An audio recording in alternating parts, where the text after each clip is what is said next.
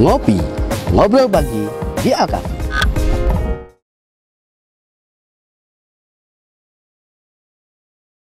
Assalamualaikum warahmatullahi wabarakatuh. Kembali bersama kami, Kafi Media, medianya Yayasan Alkafi Hidayatullah Surakarta, dalam acara Ngopi, ngobrol pagi di Alkafi. Dan alhamdulillah pada pagi hari ini kita kedatangan narasumber yang luar biasa yang akan kita bahas dan cukup menarik pemirsa sekalian, yaitu namanya Rizky Saifullah yang baru lulus tahun kemarin, dan dia punya cerita yang cukup menarik. Apa cerita itu? Nah, nanti kita akan simak bersama-sama, langsung bersama dengan Rizky Saifullah, atau sekarang menjadi Ustadz Rizky Saifullah begitu. Oke. Baik, Ustadz Rizky Saifullah. Ya. Assalamualaikum. Waalaikumsalam warahmatullahi wabarakatuh. Sehat nih kabarnya? Alhamdulillah bi khair. Alhamdulillah, masya Allah. Hari ini pagi ini mimpin halakoh ya? Alhamdulillah mimpin halakoh santri terutama kelas 7. Kelas 7 ya? Ya. Apa namanya, ini masih, karena kelas 7 itu kan masih dalam tahap adaptasi mungkin ya. Walaupun sudah hampir setahun, cuman tetap masih dipantau terus. Nah, betul. Mungkin dari segi bacaannya mungkin. Ya, segi bacaan, segi hafalan mungkin juga harus ditekankan terlebih dahulu. Oh gitu ya, untuk kelas 7. Oke nih, Ustadz Rizky ini kalau boleh tahu asalnya dari mana? Jawa Tengah, Jawa Timur, Jawa Barat? Ya, saya mondoknya di Jawa Tengah, tapi asal saya asli dari Madiun, Jawa Timur. Oh, berarti antum malah aslinya Jawa Timur. Betul. Asli ya? Asli Madiun. Orang tua juga asli sana? Orang tua abi atau ayah dari Ngawi, Jawa Timur. Oh, dari Ngawi kalau bapak. Sedangkan ibu dari Surabaya. Oh, ibu Surabaya ya.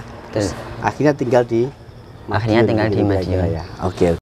Di rumah mertua. Bukan, karena memang tempatnya di situ. Kira-kira. Jadi bukan kalau akan kayak gimana gitu kan ya. Betul sih. Oke. Ini nih kita akan sedikit ngobrol tentang antum nih. Antum kan mempunyai apa namanya?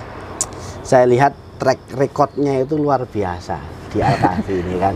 Masya. Dan kurang lebih di Alkafi ini udah 7 tahun ya, hampir 7 tahun sama penugasan. Sekarang kan masih penugasan ini ya. Penugasan kurang 4 bulan. Kurang 4 bulan selesai. Oke ini nih.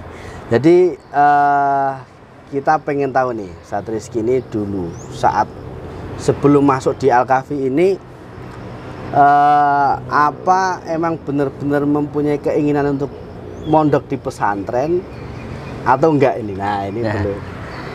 Ya, dulu awalnya saya sebelum nih, saya sejak kelas 6 SD. Kelas 6 SD ya. Ya sudah ditawari oleh orang tua saya, entah itu abi ataupun umi.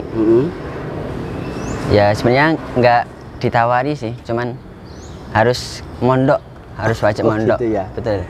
Ya kalau keinginan saya sendiri itu pengennya masuk MTS formal saja. Jadinya biasa. Pagi masuk sekolah, sore pulang ke rumah. Oh gitu ya. Jadi bukan antum itu belum ada bayangan mondok kayak gitu ya. Betul. Cuman sama orang tua diarahkan. Betul. Untuk mondok. Ya mungkin salah satunya karena orang tua dari pesantren semua, dari pondok pesantren semua, ayah, ibu. Ya saya awalnya ya terpaksa masuk pondok pesantren. Awalnya terpaksa. Awalnya terpaksa, betul. Oke. Ini menarik ini. Ya. Jadi awalnya antum pokoknya pengen MTS formal aja kayak yang lain. Betul. Berangkat pagi, pulang sore, setelah itu di rumah aktivitas seperti biasa. Betul. Cuman orang tua tetap menghendaki mondok begitu ya. Betul. Karena mungkin orang tua punya pemikiran lah. Karena abi umumnya mondok ya anaknya mondok juga lah biar ilmu agamanya juga nyambung, kira-kira begitu ya, Ustadz Rizky ya. Ya. Oke. Tapi ini nih apa namanya, proses awal saat di pesantren itu bagaimana itu proses adaptasinya? Apakah langsung masuk pesantren kerasan begitu, atau ada gejolak ini satu?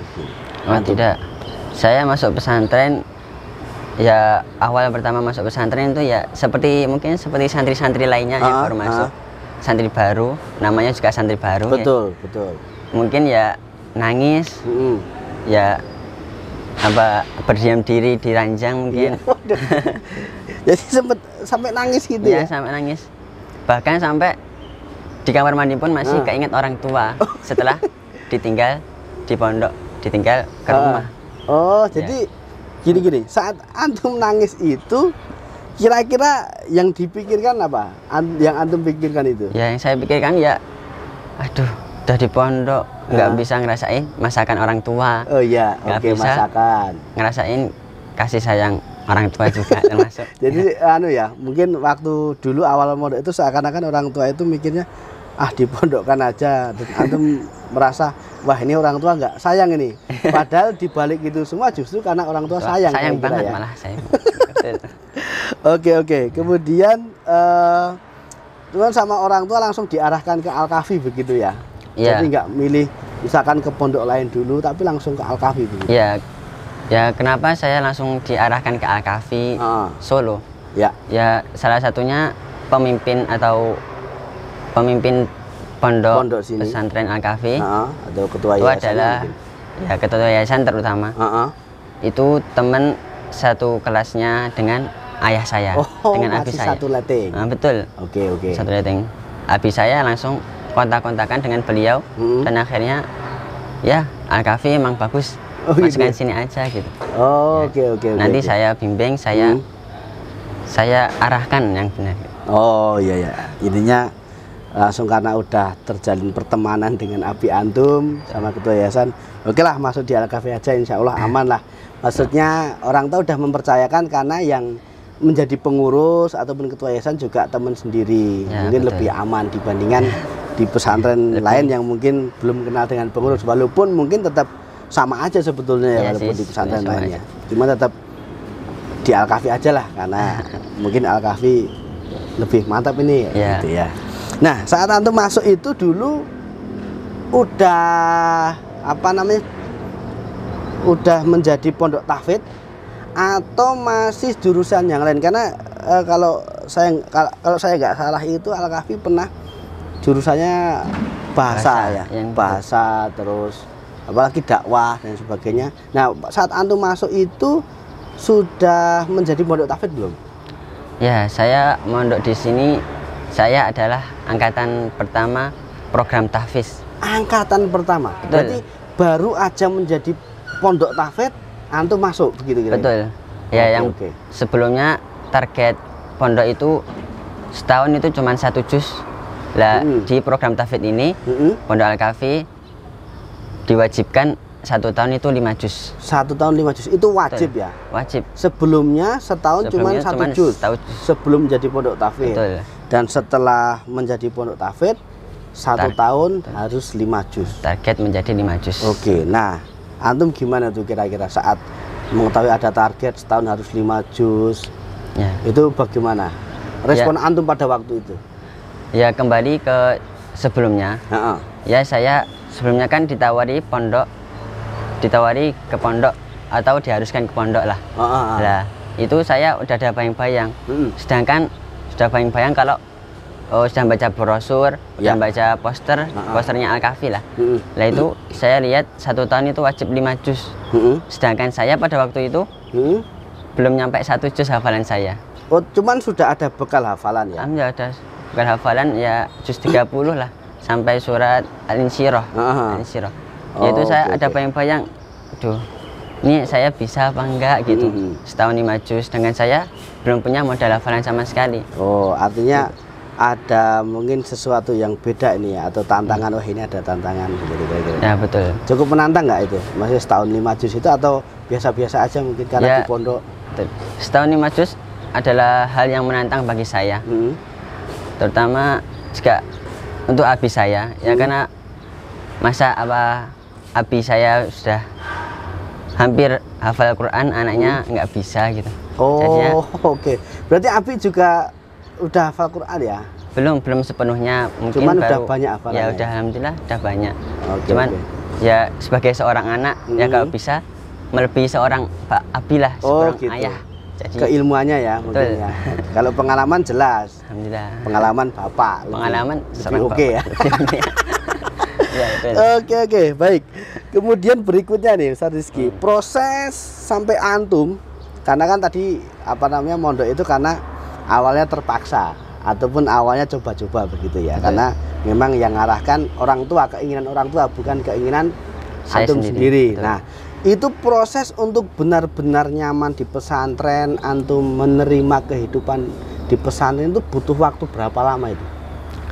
Kalau waktu sih saya lumayan lama sih. Ya nggak lumayan, emang lama banget saya. Lama banget untuk antum bener-bener nyaman di pesantren gitu. Betul. Ya. Butuh waktu berapa lama? Butuh waktu mungkin 1 tahun lah, kurang lebih 1 tahun. Ya, itu saya. Ya kenapa lama? Ya karena dulu saya di rumah belum terbiasa mondok, belum terbiasa terpisah dari orang tua. Jadinya adaptasi itu ya memang sulit, apalagi di pondok. Oh, waktu 1 tahun. Jadi lebih ke sulit untuk adaptasi di pesantren ya. Nah, waktu antum proses adaptasi dalam 1 tahun itu, hafalan antum sampai berapa itu dalam 1 tahun saat adaptasi? Ya saat adaptasi selama 1 tahun itu, waktu kelas 7 lah. Atau kelas 7 selesai lah, kelas 7 masuk kelas 8. Itu alhamdulillah saya dengan modal semangat, tekad, niat lillahi ta'ala untuk membanggakan orang tua. Iya. Alhamdulillah saya dapat 5 juz. 5 juz. Alhamdulillah 5 juz. Oke. Dan setelah itu dilanjut dengan ada puasa Ramadan. Nah, itu puasa Ramadan 20 hari selama di pondok. Nah, itu dari pesantren, dari tim tahfiz. Iya. Itu ada target sebelum pulang adalah 20 hari 1 juz hafalan baru. 20 hari 1 juz. Oke, ya. 1 juz. Alhamdulillah saya bisa menyelesaikan itu. Jadi total semuanya saya kelas 7 itu, saya kelas 7 terakhir 6 berarti. 6 juz. Alhamdulillah. Padahal itu antum masih proses adaptasi, masih proses untuk benar-benar bahasa Jawanya ngerasan biar hatinya itu terpaut dengan pesantren. Ya, itu aja bisa hafal 6 juz ya. Artinya melebihi target yang ditentukan oleh pesantren. Oke. Nah, berarti kan 1 tahun selesai, antum masuk ke tahun kedua kelas 8. Itu mungkin lebih semangat lagi ya untuk menghafal ya, kira-kira. Semangat banget. Nah, itu dapat berapa itu di kelas 8-nya itu? Setelah kelas 7 terlewati, saya mendapatkan 6 juz alhamdulillah. Masuklah ke kelas 8 ke jenjang yang lebih tinggi, ke kelas yang lebih tinggi. Alhamdulillah. Ada tingkat-tingkatannya itu? Iya. Tahfidz itu? Tahfidz ada tingkatannya. Oh, oke. Terus? Di kelas 8 alhamdulillah saya sama dengan tekad yang lebih. Ya karena saya merasa ya kelas 7 saya menjadi santri teladan ya. Mungkin karena itu saya lebih semangat lagi. Mungkin kelas 8 bisa menjadi santri teladan lagi gitu. Iya. Saya lebih semangat lagi dan alhamdulillah target melebihi lagi. Dan total dari akhir kelas 8 masuk ke kelas 9 itu adalah 15 juz. 15 juz berarti kelas 7 6, kemudian di kelas 8 tambah lagi kurang lebih 9 juz ya. Betul, 9 juz. Antum di kelas 7 terpaksa aja dan jadi santri teladan ya. Apalagi nggak terpaksa itu. Betul. Luar biasa. Nggak proses terpaksa aja bisa menjadi santri teladan dan hafal 16 juz pemirsa. Nah, coba kita ulik lagi nih, cukup menarik ini pembahasannya. Oke, kemudian naik ke kelas 9. Biasanya kelas 9 itu ada sedikit gejolak lagi tuh biasanya. Cuman ya nggak tahu kalau antum yang rasakan bagaimana. Ya, masuk ke kelas yang lebih tinggi ya, kelas 9. Ya mungkin saya kelas 9 bisa dibilang agak kendor lah. Mungkin semangatnya berkurang. Ya karena kelas 9 itu banyak sekali ujian-ujian. Ujian-ujian entah dari madrasah, dari sekolah ataupun dari pondok. Ya harus menempuh ujian-ujian, tryout. Jadinya hafalan agak kendor. Tapi semangat tetap ada ya. Semangat tetap. 15 juz itu saat kelas 9 dapat berapa itu Anda? Akhirnya kelas 9 saya mendapatkan target 22 juz. 22 juz ya, berarti nambah lagi 7 juz lagi dari yang 15 di kelas 8, kelas 7, 6, kemudian di kelas 9-nya nambah 7 juz jadi 22 kurang lebih ya. Artinya antum udah cukup, bahkan melebihi target. Seharusnya kan yang distorkan kan cukup 15 juz itu. Cuma ternyata antum punya tekad untuk bisa menghafalkan itu ya kira-kira. Nah, motivasinya apa sih kok antum bisa lebih target daripada yang ditentukan oleh pesantren? Itu pastinya punya motivasi tersendiri dong. Apa itu kira-kira? Ya kalau ditanya motivasi, pastilah yang pertama adalah orang tua. Orang tua adalah motivasi utama saya buat semangat dalam menghafal Quran, dalam mengemban ilmu, menuntut ilmu. Ya yang kedua mungkin buat menjadi contoh, menjadi teladan yang baik buat adik-adik saya. Oh, antum berapa bersaudara? Alhamdulillah saya dikasih 3 saudara. Oh, 3 saudara? 3 saudara. Ini mondok semua juga? Alhamdulillah 2 sudah mondok, yang 1 masih kelas SD, kelas 6 SD. Oh, bentar lagi mondok juga. Bentar lagi juga mondok. Berarti antum, saya, adik saya yang kedua itu masih menempuh kelas 9, kelas 9 MTS, dan yang terakhir masih menempuh kelas 6 SD. Oh, oke. Berarti yang 2 udah mondok. Antum cowok sendiri atau? Ya, saya dari 3 bersaudara, anak pertama cowok sendiri. Yang adik-adik antum perempuan? Ya? Perempuan semua. Oh, artinya mungkin salah satunya antum ya, karena cowok sendiri biar menjadi teladan ya. Betul. Untuk adik-adik kira-kira begitu ya. Oke. Dan akhirnya setelah lulus kelas 9 MTS lanjut lagi di Al-Kahfi aliyahnya. Ya, alhamdulillah. Ya, mungkin karena ingin lanjut hafalan ya. Ya, soalnya karena kalau pindah pondok itu hafalannya ngulang atau mengulang kembali. Oh, ya. Oke. Ya, karena dulu target saya itu MTS sebenarnya sudah selesai 30 juz. Tapi mungkin qadarullah. Saya harus masuk ke Al-Kahfi lagi untuk melanjutkan setoran 30 juznya. Oh, berarti masuk aliyahnya tetap di Al-Kahfi itu motivasinya adalah untuk menyelesaikan 30 juz. Dan alhamdulillah saat aliyah bisa selesai 30 juz. Yang awalnya mungkin dulu terpaksa untuk masuk pesantren karena diarahkan orang tua. Cuman alhamdulillah karena proses doa dari orang tua, kemudian juga bimbingan dari asatid, doa juga dari asatid, bisa menyelesaikan 30 juz. Angkatan pertama jurusan tahfidz di pondok, dan alhamdulillah juga yang menyelesaikan pertama kali 30 juz juga. Alhamdulillah. Alhamdulillahirabbil alamin. Oke. Gini nih, sekarang kan antum melihat Al-Kahfi mungkin ada beberapa perubahan di 6 tahun terakhir ini. 6 tahun terakhir. Dari mungkin sistemnya, proses pendidikannya. Nah, kira-kira nih, apa yang perlu ditingkatkan dari Al-Kahfi ini? Ya, kalau dilihat dari semenjak saya baru masuk kelas 7 hingga saya lulus kelas 12 aliyah ini, selama kurang lebih 6 tahun, ya saya merasakan tahfidznya, program tahfidznya itu kurang menekan, kurang ketat, kurang kereng. Bukan kurang kereng. Ini masih perlu ditingkatkan ya. Ini dari segi apanya itu kira-kira itu? Dari segi halakohnya, waktu halakoh. Mungkin waktu halakoh bisa ditambah, atau jamnya yang biasanya 1 jam, mungkin bisa ditambah menjadi 1,5 jam atau sampai 2 jam. Ya. Jadi pemirsa, di Al-Kahfi itu setiap pagi dan sore itu ada jam halakoh. Nah, setiap pagi kurang lebih 1 jam pada subuh itu untuk setoran. Kemudian asar, setelah asar itu ya bisa untuk setoran ataupun murojaah ya, kira-kira ya. Cuman di waktu lain juga kayak siang hari, habis zuhur itu ada juga tahfidz, cuman yang bareng-bareng begitu. Ya, betul. Kemudian malam juga ada untuk persiapan ya, untuk persiapan setoran paginya gitu ya. Mungkin halakoh pagi cuman 1 jam itu karena bertabrakan dengan waktu sekolah. Jadinya mungkin pagi dikasih waktu 1 jam saja buat persiapan santri-santri sekolah. Jadi memang menarik ini pemirsa, Walaupun di sini juga pesantren tahfidz, tapi juga ada pendidikan formalnya begitu. Artinya nggak hanya sekedar di sini datang menghafal saja, melainkan setelah lulus dari Al-Kahfi itu juga mendapatkan ijazah resmi dari Kemenak ataupun dari pemerintah begitu. Jadi misalkan nanti apa namanya yang lain yang mau mondok di sini itu punya cita-cita pengen lanjut kuliah, sangat bisa sekali ya. Bisa sekali. Bahkan antum sempat daftar TNI ya. Alhamdulillah.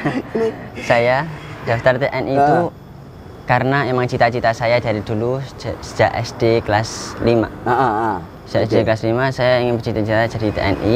Ya kenapa saya pengen jadi TNI ya karena bapak saya dulu juga pengen jadi TNI, Angkatan Udara terutama. Ya karena bapak saya tergolong orang yang kurang mampu atau ya istilahnya hanya orang-orang biasa. Iya. Dan saat itu abi saya sudah menjadi anak yatim piatu. Oke. Ya akhirnya sudah lenyap lah impian menjadi seorang TNI. Ya akhirnya turunlah ke anaknya, ke saya. Iya. Saya disuruh nyoba menjadi seorang TNI Angkatan Darat. Ya. Tetapi lewat dengan jalur santri. Jalur hafalan. Oke. Ya qadarullah saya sudah mencoba, saya sudah melalui banyak tes, entah itu administrasi, kesehatan, psikotes dan yang lainnya. Dan lolos begitu. Dan lolos sampai akhirnya tes akhir yaitu pantukir. Apa itu? Pantukir atau parade. Oke. Itu nunggu pengumuman masuk ke pendidikan. Ya qadarullah. Ya mungkin ini belum rezeki saya. Akhirnya saya belum keterima. Saya tidak keterima di TNI.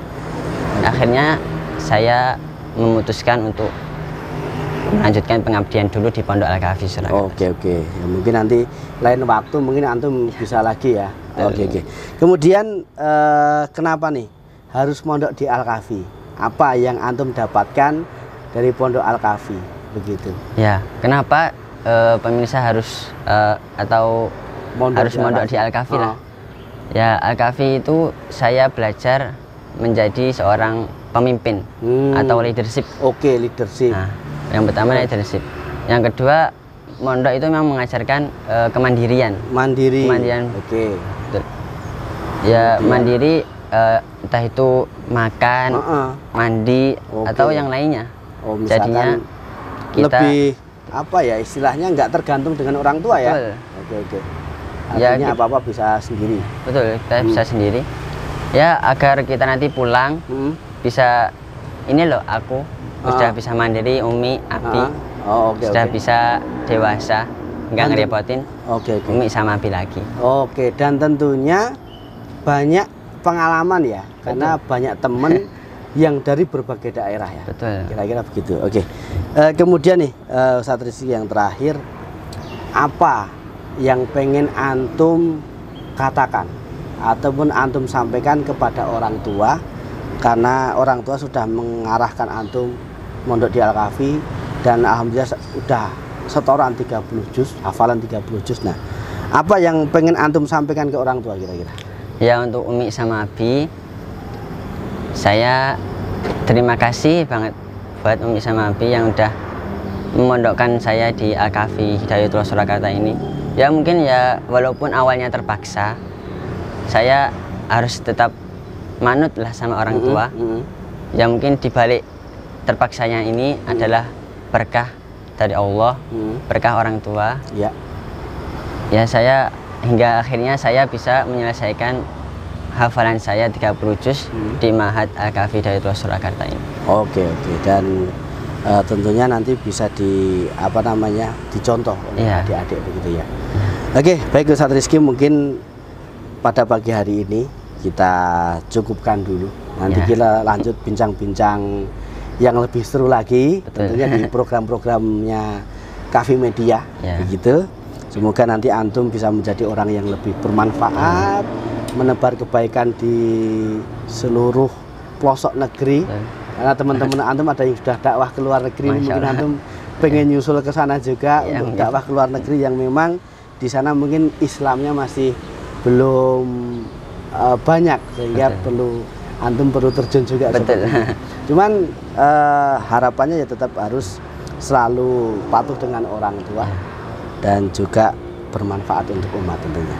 Saya punya satu kata buat Pondok Al-Kahfi. Oke, apa itu? Ya, Al-Kahfi sebentar lagi saya akan selesai masa pengabdian. Ya, untuk Al-Kahfi semoga bisa menjadi lebih baik lagi. Menjadi pondok yang lebih baik lagi, yang lebih bagus lagi. Hingga setelah saya lulus dari sini atau setelah saya lulus dari pengabdian di sini, saya akan datang ke sini lagi, entah itu 5 tahun, 10 tahun ke depan. Semoga Al-Kahfi bisa menjadi lebih baik lagi. Amin. Ya. Baik, terima kasih Ustaz Rizky atas waktunya. Semoga antum dimudahkan segala urusannya. Amin. Cukup, nanti bisa bertemu lagi. Sama-sama.